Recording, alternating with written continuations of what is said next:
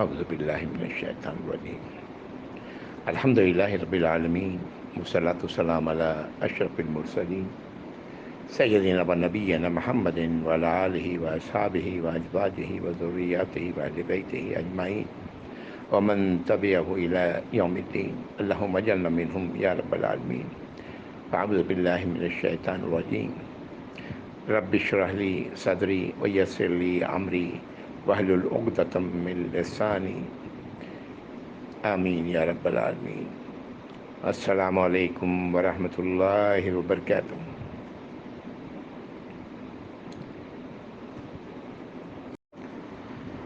سورہ یونس اور آیت نمبر 23 تک ہم لوگ پہنچے تھے۔ آیت نمبر 23 اللہ تعالیٰ فرما رہے ہیں، اس سے قبل اللہ تعالیٰ بتا رہے ہیں کس طرح موجوں میں گھرے ہوئے لوگوں کو جب انہوں نے اللہ کی کو اکیلا الہ مان کر دعا کیا تو اللہ نے انہیں بچا لیا۔ تو آیت نمبر 23 میں کہا جا رہا ہے کہ جب ہم نے ان لوگوں کو بچا لیا تو پھر انہوں نے کیا کیا؟ سرکشی شروع کر دی زمین پر، بغیر حق کے ناحق سرکشی شروع کر دی۔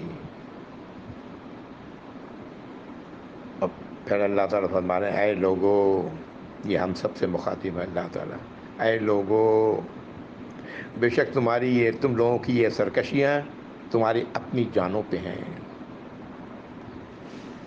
دنیا کی کمال و متاع زندگی ہے جو گزارنا ہے تم نے، پھر ہماری طرف تم سب نے لوٹ کر آنا ہے، پھر ہم تم سب کو بتا دیں گے جو کچھ تم کرتے رہے ہو۔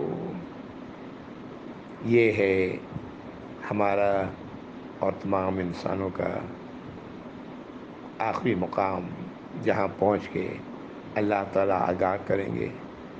یہ آگاہی جس کی اچھی ہوگی اس کے لیے اچھا، جس کی اچھی نہیں ہوگی اس کے لیے تباہی۔ اللہ تعالیٰ ہم تمام لوگوں کو جو لا الہ الا اللہ محمد رسول اللہ کہنے والے ہیں، آخرت کی اس تباہی سے بچا لیں یا رب العالمین۔ ایک روایت میں آتا ہے کہ اللہ سے بغاوت اور صلہ رحمی کو کاٹنا، قطع صلہ رحمی یعنی جو خونی رشتے ہیں ان سے تعلق منقطع کرنا، یہ دو ایسے گناہ ہیں کہ آخرت میں تو عذاب ہوگا ہی، لیکن دنیا میں بھی جلد تر اس کی سزا مل جاتی ہے۔ اللہ تعالیٰ محفوظ رکھے۔ دنیا میں لوگ دیکھ لیتے ہیں، یہ سامنے آتے ہیں، یہ اس دونوں کے نتائج۔ آخرت میں تو آخرت کا عذاب تو بہت ہی بڑا ہے۔ آیت نمبر 19، اسی صورت کے آیت نمبر 19 میں اللہ تعالیٰ نے ہم سب کو بتا دیا کہ لوگ ایک ہی امت تھے، ایک واحد اکیلی امت، تو کیا ہوا؟ اختلاف کیا آپس میں۔ تو اللہ تعالیٰ فرما رہے ہیں کہ اگر اللہ کا فیصلہ، اللہ کی بات پہلے سے طے نہ ہوتی تو ان کے درمیان فیصلہ کر دیا جاتا جس میں یہ اختلاف کر رہے ہیں۔ یہی ہے اللہ کا طریقہ۔ اللہ تعالیٰ دنیا میں دیے گئے اختیار کو اس میں مداخلت نہیں کرتے۔ اختیار کا مکمل استعمال ہر انسان کے اپنے اختیار میں ہے، وہ جیسے چاہے اسے اس اختیار کو استعمال کرے، اللہ کی فرما برداری میں یا اللہ کی نافرمانی میں۔ ایک امت یعنی سبھی ایک راستے پر چلنے والے تھے۔ غور کریں، چار دوست، بڑی دوستی ہوتی ہے، اور پھر یہ چار شراکت دار کاروبار میں ایسے جو بھی لے لیں، ایک مثال میں دے رہا ہوں، اور پھر وقت یہ ہوتا ہے کہ آپس میں سب کے سب تعلقات خراب ہو جاتے ہیں۔ کیا ہوتا ہے؟ غور کریں اس میکانزم کو، کیا چیز ہوتی ہے جس کے نتیجے میں ایسے حالات رونما ہوتے ہیں؟ اگر آپ غور کریں گے تو پتہ لگ جائے گا کہ نوع انسانی ایک امت میں ہونے کے بعد کس طرح منتشر ہو گئی، کیسے اختلاف میں پڑھ کے منتشر ہو گئی۔ عموماً جو چیز ہوتی ہے وہ یہ ہوتی ہے، اختلاف تو حالات میں فرق تو ہو سکتا ہے، کوئی ایسی بڑی بات نہیں، لیکن جب بات بگڑتی ہے وہ تب یہ کہ جی جو میں کہہ رہا ہوں اسے مانوں، یہاں بات بگڑتی ہے. اچھا نہیں مانو گے تو میری تمہاری ایسی تیسی، یہاں سے بات بگڑتی ہے. آج ہم سب نبی کریم صلی اللہ علیہ وسلم کی امت ہیں. اس میں وہ لوگ بھی ہیں جو آپ صلی اللہ علیہ وسلم پر ایمان رکھتے ہیں یا ایمان رکھنے کا دعویٰ کرتے ہیں، لا الہ الا اللہ محمد رسول اللہ کرتے ہیں. ان میں وہ لوگ بھی ہیں جو لا الہ الا اللہ محمد رسول اللہ کا انکار کرنے والے ہیں، یا کیا ہی نہیں ہے انہوں نے کبھی، ان کو معلوم ہی نہیں ہے وغیرہ، جو بھی ہو صورت. دونوں ہی قسم کے لوگ ہیں، ایک ہی امت ہے آپ صلی اللہ علیہ وسلم کی. اس لیے قرآن کے روح سے اللہ تعالیٰ جو بھی رسول آئے ان کی قوم کو اللہ نے امت کہا، انہیں اس رسول کی امت. اب چونکہ کوئی رسول نہیں آنے تو ظاہر ہے نبی کریم صلی اللہ علیہ وسلم کی امت ہم سب ہیں. اور یہ سب آج جو آپس میں جو ماننے والے ہیں ان کے درمیان دیکھ لیں اختلافات کا حال، کہ میں اور تو اور میرے مسئلے کو مت چھوڑو، اپنے مسئلے کو مت چھوڑو، دوسرے کے مسئلے کو مت چھوڑو. یہ کیا ہے؟ یہ سب کیا ہے؟ تباہی ہے، بربادی ہے. اور اس دن سب پتہ لگ جائے گا جب اللہ کے حضور کھڑے ہوں گے، اور نتائج بہت برے ہوں گے. اللہ تعالی ہم سب کو اس بات کی سمجھ آتا. آئیے آیت نمبر 24. اللہ تعالیٰ دنیا کی زندگی کی مثال پیش کر رہے ہیں. مثال دے کے ہم انسانوں کو سمجھانے کی کوشش کر رہے ہیں کہ سمجھو. اعوذ باللہ من الشیطان الرجیم. انما مثل الحیات الدنیا کماء ان انزلناه من السماء ماء فاختلط به نبات الارض مما یاکل الناس والانعام. بے شک دنیا کی زندگی کی مثال ایسی ہے جیسے کہ اللہ نے آسمان سے بارش برسائی،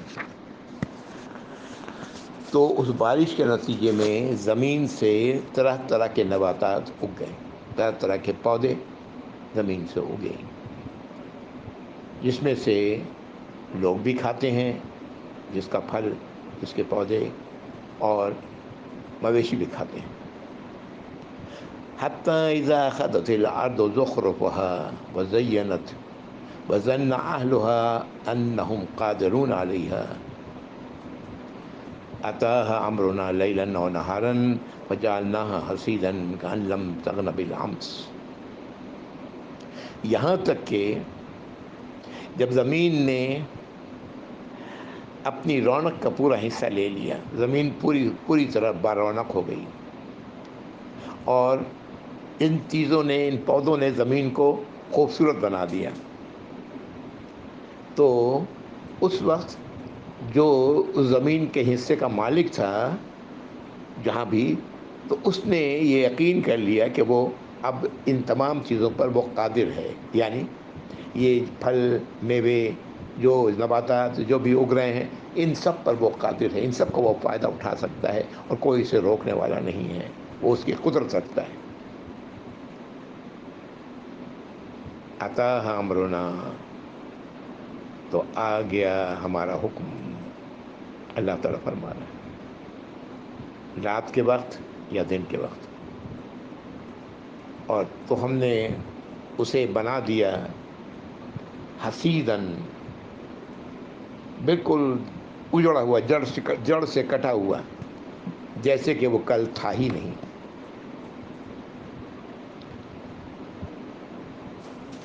اگلا ٹکڑا اس آیت کا، کذالک نفصل الآیات لقوم یتفکرون. اس طرح اللہ تعالیٰ اپنی آیات کو تفصیلاً بیان کرتے ہیں ان لوگوں کے لیے جو غور و فکر سے کام لیں. یہ آیت نمبر 24 تھی، لمبی آیت ہے. کیا کہا گیا اس آیت میں؟ دنیا کی زندگی ایسی ہے جیسے کہ بارش کا برسنا، اور پھر بارش کے برسنے سے زمین خوشنما اور بارونق ہو جانا، ہر قسم کے میوے ہر قسم کے پھل، ہر قسم کے نباتات کا اگ جانا۔ جب ایسا ہوتا ہے تو زمین کے اس ٹکڑے کا مالک یہ سمجھتا ہے کہ اب ہم اس پر قادر ہیں، ہم آ کر کے اس کو کاٹ لیں گے اور اس سے پورا فائدہ اٹھائیں گے۔ لیکن ہوتا کیا ہے، دن کے وقت یا رات کے وقت اللہ تعالیٰ کوئی ایسی بلا بھیجتے ہیں جس کے نتیجے میں پوری کی پوری زمین بنجر ہو جاتی ہے، پورا کا پورا فصل ختم ہو جاتا ہے، آسمان سے بڑے بڑے اولے گرتے ہیں، پورے فصل کو تباہ کر دیتے ہیں، گرم ہوا ایسی چلتی ہے کہ آگ لگ جاتی ہے ان تمام چیزوں میں۔ یہ ایسا ہوتا رہتا ہے، ہم دیکھتے رہتے ہیں، کیا ہوا، ختم ہو گیا سب کچھ۔ اللہ تعالیٰ یہ فرما رہے ہیں کہ دنیا کی زندگی ایسی ہی ہے۔ وہ چیز جس سے ہم سمجھتے ہیں کہ ہمارے انسان فائدہ اٹھائیں گے یا ہم مویشی فائدہ اٹھائیں گے وغیرہ، ہم کرتے ہیں، لیکن ہوتا کیا ہے، ہم انسان اسی طرح دنیا میں آتے ہیں، اپنی کوششیں کرتے ہیں اور ہم اس سے امیدیں لگاتے ہیں، سمجھتے ہیں کہ ہم ان کوششوں کا صلہ پائیں گے، لیکن دنیا سے چلے جاتے ہیں جیسے ہم تھے ہی نہیں۔ یہی ہے حقیقت انسانی زندگی کی، اور اللہ تعالیٰ تو فرما رہے ہیں، ہم کھول کھول کے اس بات کو بیان کر رہے ہیں تاکہ لوگ غور کریں۔ اللہ تعالیٰ ہمیں غور کرنے کی توفیق عطا فرمائے۔ آیت نمبر 25، واللہ یدعو الی دار السلام، اللہ تو تمہیں بلا رہے ہیں اس کی طرف، اس گھر کی طرف جو سلامتی کا ہے، جس پر کوئی آفت نہیں آنے والی، ہمیشہ سلامتی کا رہے گا۔ اس طرح نہیں ہوگا جیسے کہ دنیا کے ساتھ دنیا میں ہوتا ہے، ایسا نہیں ہوگا۔ وہ سلامتی کا گھر ہے، اس کی طرف اللہ تعالیٰ بلا رہے ہیں۔ وَيَهْدِي مَن يَشَاءُ إِلَىٰ صِرَاطٍ مُسْتَقِيمٍ، اور اللہ تعالیٰ رہنمائی فرماتے ہیں اس کی جو چاہتا ہے صراط مستقیم کی طرف، یعنی رہنمائی فرماتے ہیں اللہ تعالیٰ صراط مستقیم کی طرف ان لوگوں کی یا اس کی جو اپنے اندر اس کی طلب رکھتا ہے، جو چاہتا ہے ایسا ہونا۔ یہ صراط مستقیم، یہ وہ راستہ ہے جو سیدھا سلامتی کے گھر میں لے جانے والا ہے۔ سیدھا راستہ، دو پوائنٹ کو ملانے والا شارٹیسٹ راستہ جو ہے وہی ہے اسٹریٹ لائن۔ اللہ تعالیٰ بار بار اسے اسٹریٹ لائن کہتے ہیں۔ یہ سیدھا راستہ ہے جو انسان کو سلامتی کے گھر تک پہنچا دے گا، لیکن اللہ تعالیٰ اسی کی رہنمائی فرماتے ہیں جو اپنے اندر اس کی طلب رکھتا ہے۔ وہ تو رب ہے، اللہ تو رب ہیں، انسانی ضروریات کو، انسانی خواہشات کو پورا کرنے والے ہیں۔ اللہ تعالیٰ ہم سب کے اندر یہ طلب پیدا کریں کہ ہم سلامتی کے گھر کی طرف کا راستہ اختیار کریں۔ ایک بڑی خوبصورت روایت ہے، نبی کریم صلی اللہ علیہ وسلم نے مثال دے کے اسی بات کو سمجھائی ہے کہ ایک دولت مند نے ایک گھر بنایا، لوگوں کو دعوت دی، بلانے کے لیے بھیجا اپنے آدمی کو، تو جس نے دعوت قبول کی وہ تو آیا، جی بھر کے کھایا، بلانے والا بھی خوش ہوا، اور جس نے دعوت قبول نہ کی وہ نہ آیا، نہ کچھ کھا سکا، نہ دعوت دینے والا خوش ہوا۔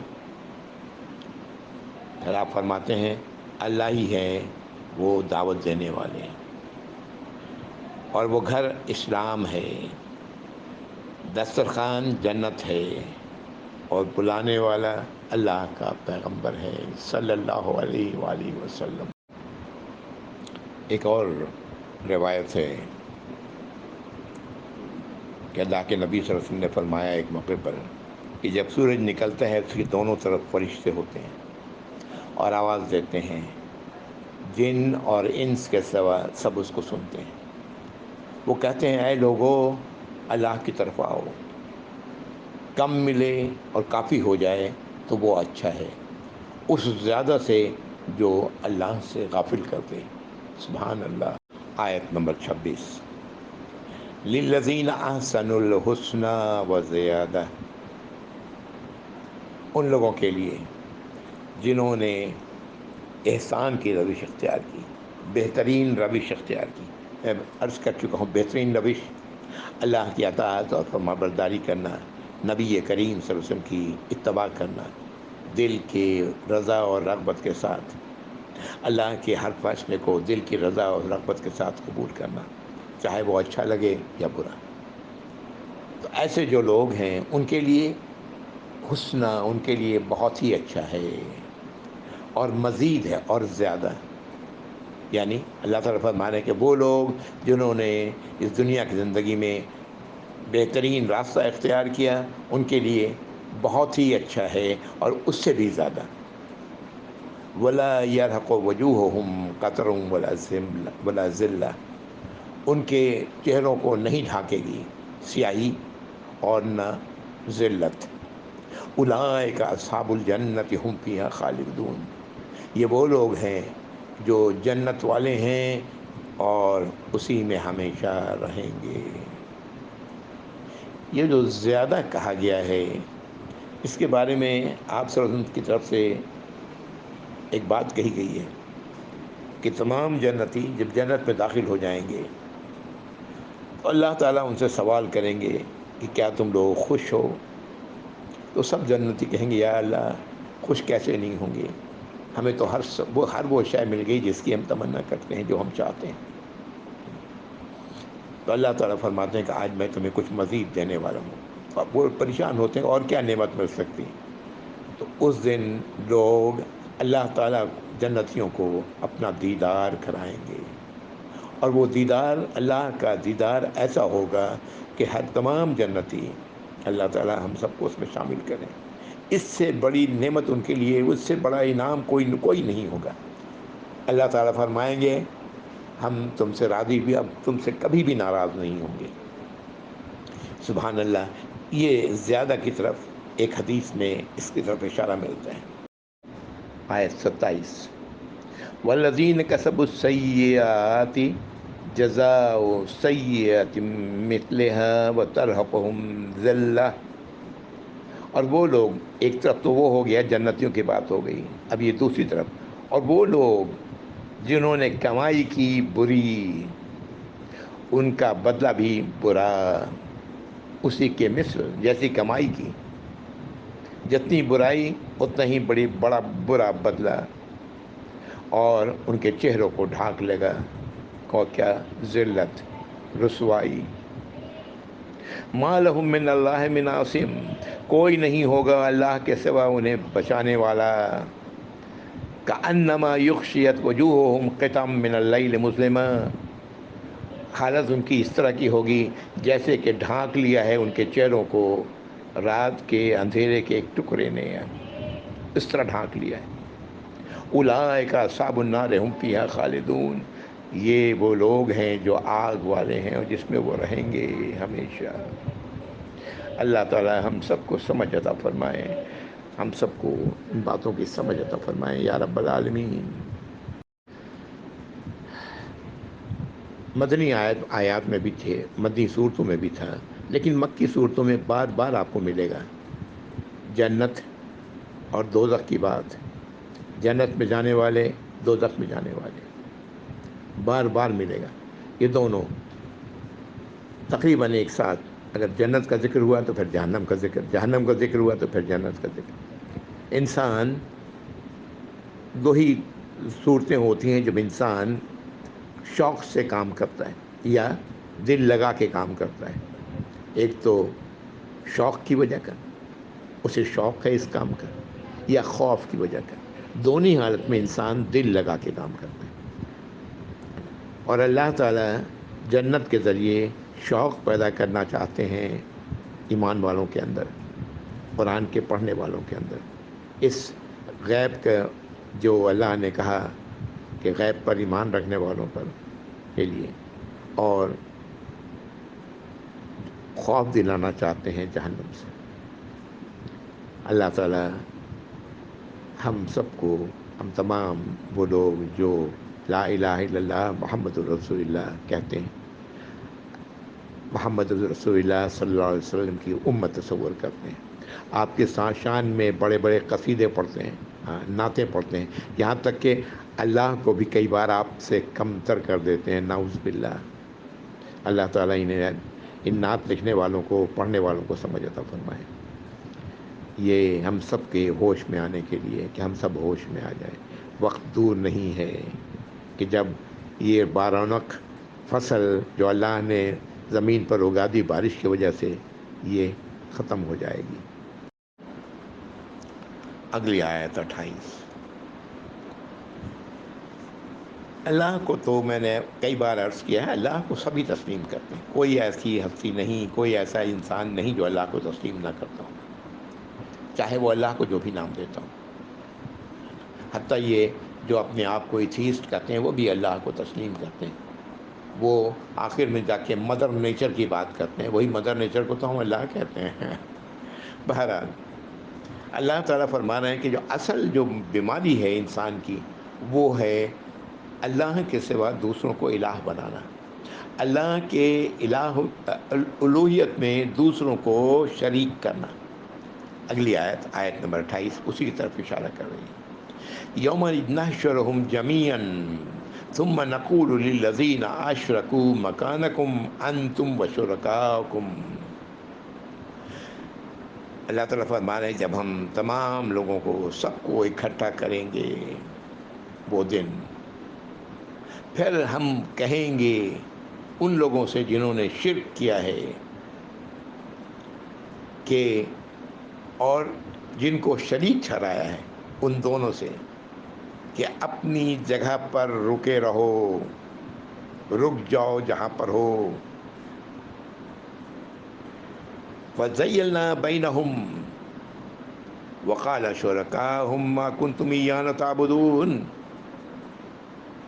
تو اللہ تعالیٰ ان دونوں میں، وہ جنہیں شریک بنایا تھا اور وہ لوگ جو شریک بنا رہے تھے، ان دونوں کے درمیان ہلا دیں گے، پھوٹ ڈال دیں گے.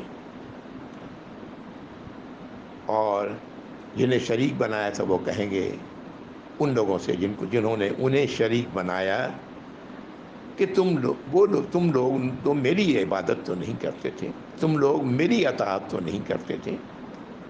وما کنتم ایانا تعبدون، تم ہرگز ہم میری اطاعت نہیں کرتے تھے، میری فرما برداری نہیں کرتے تھے. اگلی آیت، فَكَفَىٰ بِاللَّهِ شَهِيدًا بَيْنَنَا وَبَيْنَكُمْ إِن كُنَّا عَنْ عِبَادَتِكُمْ لَغَافِلِينَ. وہ مزید کہیں گے کہ کافی ہے اللہ گواہ ہمارے اور تم لوگوں کے درمیان کہ ہم تمہاری اس عبادت سے جو تم کر رہے تھے، آ کے سجدے کرتے، رکوع کرتے، جانور قربانی کرتے، نذر و نیاز کرتے، ہم میں تو کوئی پتہ نہیں تھا مجھے، ہم تو غافل تھے اس سے. اس بات کی گواہی دینے والے اللہ ہیں ہمارے اور تمہارے درمیان. هُنَالِكَ تَبْلُو كُلُّ نَفْسٍ مَّا أَسْلَفَتْ وَرُدُّوا إِلَى اللَّهِ مَوْلَاهُمُ الْحَقِّ وَضَلَّ عَنْهُم مَّا كَانُوا يَفْتَرُونَ. آیت نمبر 30 ہے یہ. اور وہیں اسی جگہ ہر نفس کا آزما لیا گیا جو کچھ وہ کرتا رہا تھا، کر کے آیا تھا پیچھے، یعنی دنیا کی زندگی میں، اور لوٹا دیا گیا اللہ کی طرف جو اس کا حقیقی مولا ہے، جو اس کا حقیقتاً مالک ہے، جو اس کا حقیقتاً آقا ہے، اس کی طرف لوٹا دیا گیا. اور وہ سب کچھ گم ہو گیا جو وہ افترا کر رہے تھے، جو وہ اپنے ذہنوں سے انہوں نے گمان کر رکھا تھا، جو انہوں نے سن لیا اور تسلیم کر لیا تھا. وہ تمام ایسی چیزیں جو اللہ کی فرما برداری، اللہ کی رہنمائی اور اللہ کی نصیحتوں کے خلاف تھیں، یا نبی کریم صلی اللہ علیہ وسلم کی تعلیمات کے خلاف تھیں. آیت نمبر 3. آج جو لوگ مزاروں پہ جا کے دعائیں و فریاد کرتے ہیں ان کے لیے سوچنے کا مقام ہے. پہلی بات تو یہ ہے کہ ان مزار میں، ان قبروں میں کون ہے ہمیں نہیں پتہ. ہم نے یہ تصور کر لیا ہے یا ہمیں بتا دیا گیا ہے اس میں ولی اللہ ہے، اللہ کے دوست ہیں، واللہ اعلم. جب ہم ان سے مانگ رہے ہیں، سوال کر رہے ہیں، اور آخرت میں جب اللہ تعالیٰ اگر وہ واقعتاً اللہ کے ولی تھے، اللہ کے دوست تھے، اللہ کے فرما بردار تھے، انہیں اور ان کی عقیدت مندوں کو اللہ تعالیٰ اپنی جگہ پر روک لیں گے. اور اس وقت یہ ولی اللہ کہیں گے کہ تم لوگ میری عبادت تو نہیں کرتے تھے، اور پھر وہ گواہی دیں گے اس بات کی کہ اس بات کہیں گے کہ اللہ گواہ ہے ہمارے اور تمہارے درمیان کہ تم میری خبروں پر جا کے جو کچھ بھی کرتے رہے ہو، مجھے تو اس کا علم ہی کوئی نہیں تھا، میں تو جانتا ہی نہیں تھا۔ اس لیے کہ نہ انہوں نے، اگر وہ واقعتاً ولی اللہ تھے، اللہ کے دوست تھے، اللہ کے راستے پر چلنے والے تھے، وہ کب کہنے والے تھے کہ آ کے مجھے پڑھ چکے ہیں ہم لوگ یہ بات سورۃ آل عمران میں، وہ کبھی بھی نہیں کہہ سکتے ایسی بات کہ میری اطاعت کرو، میری فرما برداری کرو، سوال ہی نہیں پیدا ہوتا۔ میرے آگے سجدہ کرو، میرے آگے رکوع کرو، مجھ سے دعائیں کرو، مجھ سے فریادیں کرو، میرے لیے جانور قربان کرو، میرے لیے نظر و نیاز کرو، کہیں نہیں سکتے۔ اس دن دونوں میں بالکل دو کنارے پر کھڑے ہوں گے، اور وہ لوگ جنہوں نے ان کی اطاعت کی ہوگی، ان کی فرما برداری کی ہوگی، ان کی عبادت کی ہوگی، وہ تباہ حال ہوں گے، اور رب کے فیصلے کی جو بہت ہی برا ہوگا۔ ایسے لوگ تو کبھی بھی معاف نہیں کیے جائیں گے، اللہ تعالیٰ نے فیصلہ کر دیا ہے۔ اللہ تعالیٰ شرک کو ہرگز معاف نہیں کریں گے۔ دوسرے جو بھی گناہ چاہیں اللہ رب العزت معاف فرما سکتے ہیں، لیکن شرک وہ کبھی بھی معاف نہیں ہوگا۔ تو سوچ سکتے ہیں ان کا ٹھکانہ کہاں ہوگا ایسے لوگوں کا۔ اور وہ لوگ جنہیں انہوں نے اللہ کا شریک بنایا ہوا تھا، وہ نیک لوگ، ان کا ٹھکانہ کہاں ہوگا؟ وہ تو جنت میں جائیں گے، انہیں پتہ ہی نہیں ہے کہ لوگوں نے ان کے ساتھ کیا کیا۔ اللہ تعالیٰ ہم تب لوگوں کو، ہم مسلمانوں کو، ہم کلمہ گوؤں کو، ہم رسول کی امت کو صلی اللہ علیہ وسلم، جو آپ کی امت ہونے کا دعویٰ کرتے ہیں، آپ کی محبت اور آپ کے عشق کا دعویٰ کرتے ہیں، ہمیں سمجھ عطا فرمائیں یا رب العالمین، اور ان ظالموں کو پہچانے جو اس کی طرف ہکا کے ہمیں لے جاتے ہیں۔ اللہ تعالیٰ انہیں غارت کریں یا رب العالمین۔ شاید وقت پورا ہو چکا ہو، میں آیت نمبر 30 سورہ یونس پر رکتا ہوں۔ وآخر دعوانا ان الحمد للہ رب العالمین،